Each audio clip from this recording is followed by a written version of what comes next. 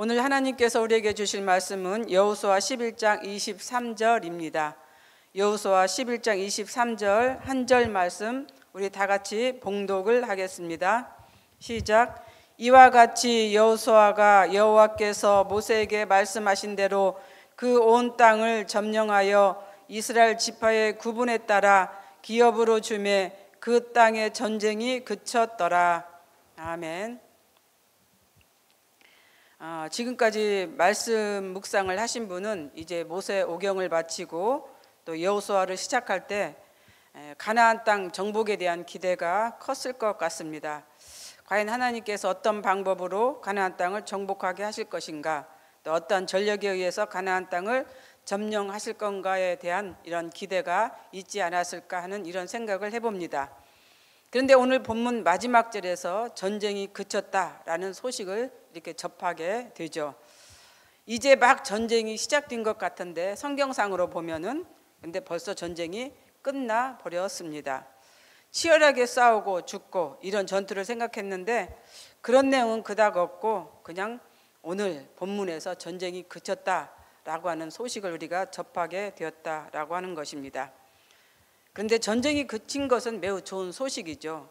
광야 40년의 세월 지긋지긋한 그 모래와의 전쟁에서 살았던 이스라엘 백성들, 산과 들과 강이 있는 푸르른 목초지에서 살기를 고대하고 희망했던 이스라엘 사람들, 그런 사람들이기 때문에 전쟁이 그쳤다라고 하는 이런 소식은 가뭄에 단비를 얻은 그러한 기분이었을 것 같습니다. 아마 천하를 얻은 그런 마음이었을 것 같습니다. 하지만 전쟁이 그친 것하고 전쟁이 끝났다라고 하는 것과는 다릅니다. 여기서 보면 전쟁이 그쳤다라고 이렇게 표현을 했죠. 그래서 전쟁이 끝났다라고 하는 것과는 다르다라고 하는 것이죠. 아직도 이스라엘에게는 전쟁을 해야 할 상대가 남았다라고 하는 것을 암시하고 있기 때문입니다. 하지만 현실적으로 가나안 땅 정복에서 전쟁이 그쳤다는 것은 매우 희망이고 또 긍정적인 것은 사실입니다. 600여 년 전 하나님께서 아브라함에게 언약하셨던 것처럼 그 언약, 그 약속이 이루어지는 순간이 되기 때문입니다. 이 날을 위해서 이스라엘 백성들은 어떤 생활을 했습니까? 산전수전을 겪었습니다. 그리고 산 넘고 물 건너 지금 가나안 땅까지 오게 되었다라고 하는 사실이죠. 비록 1세대가 오지는 못했지만 그의 후손들이 이제 가나안 땅을 밟게 되었고 또 그런 희망적인 소식을 듣게 되었던 것입니다. 이렇게 기분 좋은 소식, 전쟁이 그쳤다는 소식이 우리가 살아가는 이 현실에서도 있었으면 좋겠습니다. 첫째는 러시아와 우크라이나 전쟁이죠. 두 번째는 이스라엘과 하마스 전쟁입니다. 세 번째는 세계 곳곳에서 일어나고 있는 크고 작은 전쟁들입니다. 그런 곳에 이런 전쟁이 그쳤다, 전쟁이 끝났다라고 하는 그런 소식들이 들어갔으면 좋겠습니다.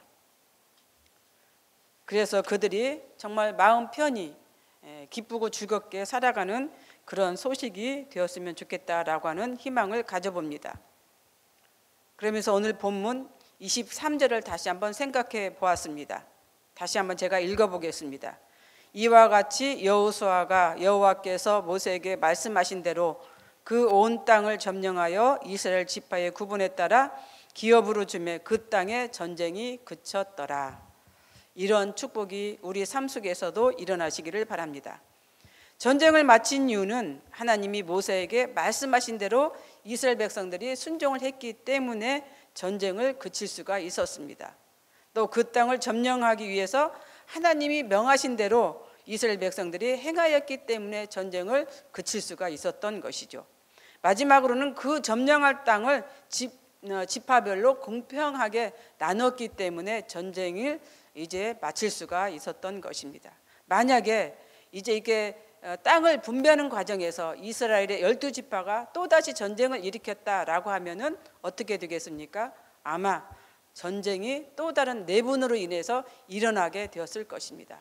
그러나 이스라엘 백성들은 하나님께서 말씀하신 대로 그 명령에 따라 순종했고 그대로 행하였기 때문에 이 전쟁을 그칠 수가 있게 되었던 것이죠. 근데 우리가 보면은 전쟁이 이제 우리가 막 시작을 했는데 막 마쳤다라고 이렇게 제가 조금 전에 표현했는데 이스라엘의 이 전쟁 기간은 약 5년이 걸렸습니다. 5년 동안의 전쟁을 했다라고 하는 것이죠. 짧다면 짧고 길다면 깁니다. 요즘 우리가 러시아와 우크라이나 전쟁을 보면은 3년째 접어 들어갑니다. 3년째 접어 들어가니까 우리의 마음이 어때요? 무디져 있습니다. 그러나 전쟁을 하는 그 나라는, 특히 우크라이나는 어떤 생활을 할 것 같습니까? 그 전쟁이 무척 지루하고 길다라고 그렇게 생각을 할 것입니다. 물론 그런 생각조차도 못하면서 전쟁에 임하겠지요. 그렇지만 이 이스라엘은 5년 동안을 통해서 가나안 땅을 정복을 했습니다. 물론 아직 가나안 땅을 점령하지 못한 땅도 있어요. 해변가를 중심으로 가나안 땅을 정복하지 못했습니다. 그러나 이 남겨둔 이 땅은 신명기에서 모세에게 말씀하셨던 것처럼 이스라엘 백성들을 위해서 남겨두신 것이죠. 가나안 땅 자체를 보존하기 위해서 하나님께서는 남겨두셨던 것입니다. 그런데 후에 이 남은 땅마저 이스라엘이 점령을 합니다. 그때가 언제인지 아십니까? 다윗 시대입니다. 다윗 왕이 그 남은 땅을 완전히 정복을 했습니다. 그래서 이제 하나님께서 이스라엘에게 약속했던 것처럼 가나안 땅은 다윗 시대에 이르러서 완전히 그 땅을 정복하게 되었던 것이죠. 이렇게 해서 가나안 땅에는 평화가 찾아오게 되었습니다. 전쟁을 마칠 수 있었습니다. 물론 전쟁이 그쳤다고 평화가 찾아온 것은 아닙니다.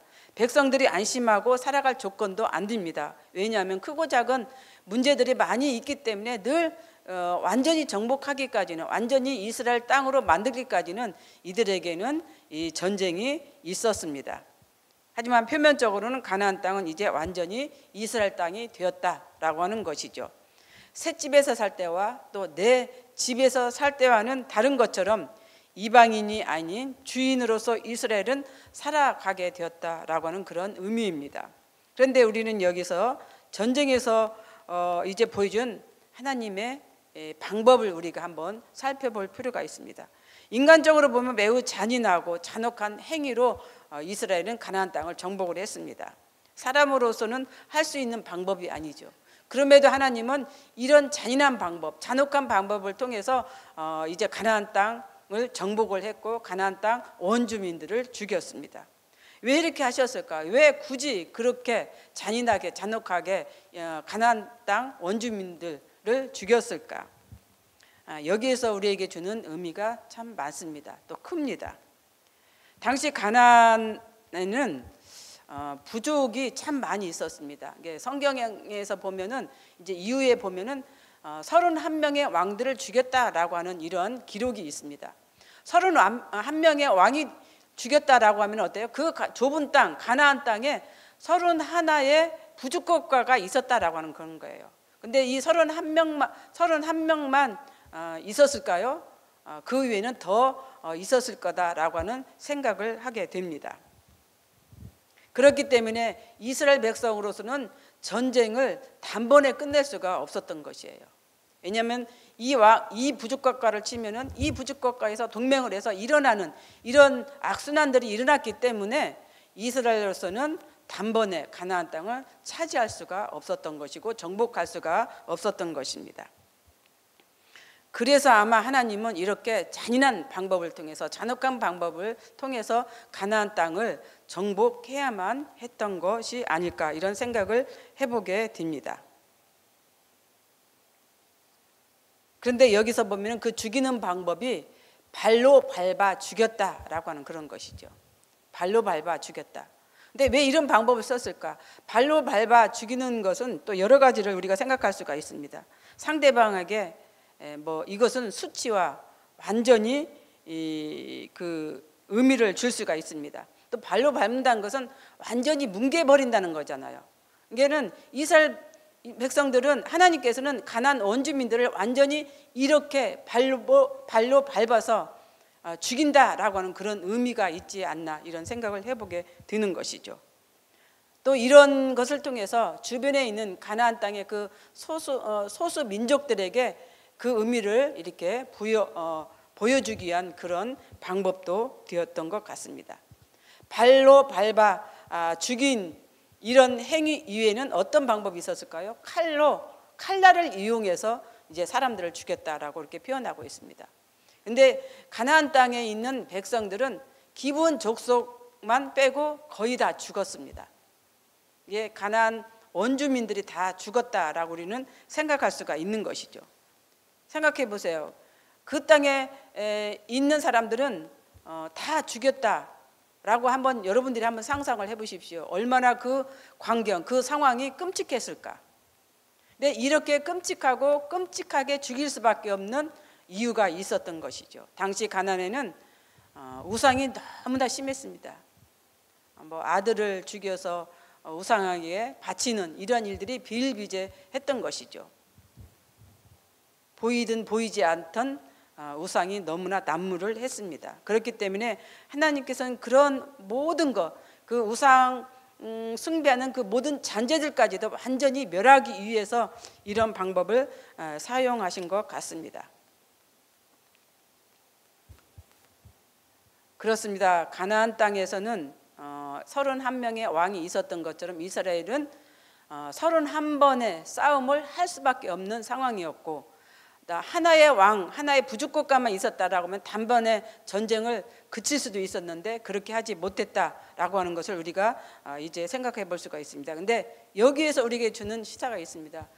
가나안이 어떤 곳입니다. 우리가 영적으로 이제 흔히 이야기하기를 가나안 땅이 세상이다라고 이렇게 표현을 하잖아요.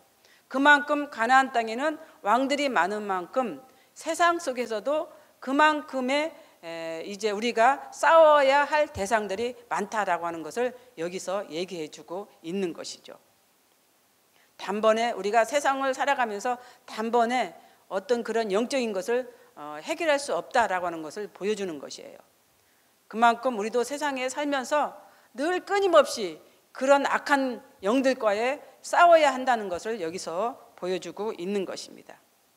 그렇습니다. 하나님께서 우리에게 주는 그 의미는 세상에 살고 있는 우리들도 그만큼의 늘 영적인 전투, 영적인 싸움을 하면서 살아가야 한다라고 하는 것을 여기서 말씀해주고 있는 것입니다. 그러면서 우리는 또 하나님께서 가나안 땅을 정복하면서 전쟁을 했던 방법을 한번 우리가 생각을 해보게 됩니다. 때로는 무기를 이용해서 하나님은 이스라엘 백성들이 가나안 원주민들과 싸움을 하게 하셨고, 때로는 하나님의 전략에 의해서 이제 가나안 정복을 하셨습니다. 그래서 우리가 여리고성 전투나 아이성 전투 이런 걸 보면은 이스라엘 백성들로 하여금 싸움을 임하게 한 것이 아니라 하나님의 전략에 의해서 무기를 이용하지 않고 싸움을 하게 했던 그 방법 우리가 다 아실 것입니다. 이것 또한 우리에게 주는 의미가 있습니다. 세상은 우리가 때로는 부딪혀서 싸워야 할 것이 있고 때로는 기도를 통해서 이제 문제를 해결해야 할 것이 있다라고 하는 것을 여기서 가르쳐주고 있는 것이죠. 그렇습니다. 우리가 기도를 해서 문제를 해결해야 되는데 직접 부딪혀서 이제 그 문제를 해결하려면 어떻게 됩니까? 문제가 해결이 되지 않습니다. 근데 우리가 직접 부딪혀서 문제를 해결해야 되는데 마냥 기도만 하고 있으면 어떻게 됩니까? 문제가 해결이 되지 않습니다. 때로는 우리는 세상에서 기도를 해야 할 때는 기도를 해야 되고, 또 직접 부딪혀서 우리가 문제를 해결할 것은 문제를 해결해야 된다라고 하는 것을 이제 여기서 말씀하고 있다라고 하는 것이죠. 오늘 우리는 이 말씀을 통해서 정말 우리가 기도해야 할 것과 또 직접 부딪혀야 할 것과 이렇게 구분하는 그런 지혜를 가졌으면 좋겠습니다. 그만큼 우리가 기도가 중요하고 또 현실적인 삶에서도 또 현실에 부딪히는 것도 중요하다라고 하는 것을 말씀하고 있습니다. 이스라엘 백성들에게는 이렇게 전쟁이 그쳤다라고 하는 기쁨 소식, 좋은 소식이 임했습니다. 우리에게도 세상에 살면서 이렇게 늘 좋은 소식, 기쁨의 소식이 오가는 그런 삶 속에서 살았으면 좋겠다라고 하는 생각을 갖습니다. 오늘 하루 우리에게 그런 복된 소식, 좋은 소식이 임하는 그러한 시간, 그러한 하루가 되었으면 좋겠습니다. 기도하겠습니다. 사랑과 은혜가 풍성하신 하나님 아버지 감사합니다. 이 새벽 우리에게 주신 이 말씀을 기억하면서 우리가 때로는 기도해야 할 때는 기도하게 하시고 또 직접 부딪혀서 문제를 해결할 때는 직접 부딪혀서 이제 우리가 해결하는 그런 지혜로운 하나님의 자녀가 되게 하여 주시옵소서. 지혜롭지 못한 그 처신을 통해서 우리의 일들이 어그러지고 또 이렇게 해결이 되지 못하는 그러한 이제 삶이 되지 않도록 우리에게 늘 하나님의 지혜를 허락하여 주시옵소서. 오늘 가나안 땅 정복을 통해서 이스라엘 백성들에게는 기쁨의 소식, 좋은 소식이 임했습니다. 오늘 하루 우리에게도 그런 좋은 소식이 오가는 하루가 되게 하여 주시옵소서. 예수님 이름으로 기도드립니다. 아멘. 공동 기도문입니다. 지금 들은 말씀이 내 삶으로 이어지게 하옵소서. 또 다른 2년, 3년의 복이 계속 이어지는 말씀상 공동체가 되게 하옵소서. 가정, 병원, 요양원에서 계신 성도에게 주님의 은혜로 회복되게 하옵소서. 양육반 훈련, 동선 5기 훈련, 다바르 학교, 동안클럽의 사역을 축복하옵소서. 모든 성도가 7인 소그룹에 참여하는 복을 주옵소서. 정치, 경제, 사회가 안정되며 국민이 행복한 아름다운 대한민국이 되게 하옵소서. 동네 세메줄 성경 세미나를 이제 몽골에서 진행하고 있습니다. 몽골에 계신 담임 목사님과 우리 장로님들 건강 지켜주시고 또 몽골 온 땅에 말씀삼 운동이 확장되며 또 시작되는 그런 축복이 임하도록 우리 모두 기도하시기를 바랍니다. 이 시간 공동 기도문과 개인의 기도 제목을 놓고 기도하신 후에 각자 삶의 자리로 나아가도록 하겠습니다. 기도하겠습니다.